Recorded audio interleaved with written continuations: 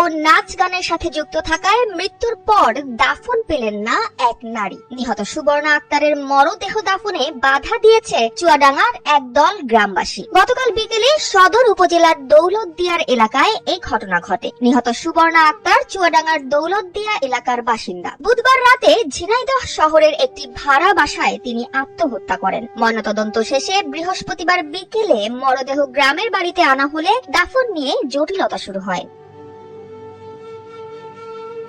স্থানীয়দের একটি পক্ষের অভিযোগ, সুবর্ণা নিয়মিত সামাজিক যোগাযোগ মাধ্যমে ভিডিও আপলোড করতেন এবং নাচ গানের সাথে যুক্ত ছিলেন। এই জীবনযাপন নিয়ে অসন্তোষ থেকে তাকে স্থানীয় কবরস্থানে দাফন করতে আপত্তি জানান তারা। আসাদুজ্জামান নামের এক বাসিন্দা জানান, সুবর্ণার কর্মকাণ্ডে গ্রামবাসীর আপত্তি থাকায় তারা তাকে দাফনে সম্মত নন। অন্যদিকে মিনারুল ইসলাম নামে আরেকজন দাবি করেন, কবরস্থানটি তাদের নিজস্ব এবং সুবর্ণার পরিবার এর সদস্যভুক্ত নয়, তাই এই পদক্ষেপ নিয়েছে তারা।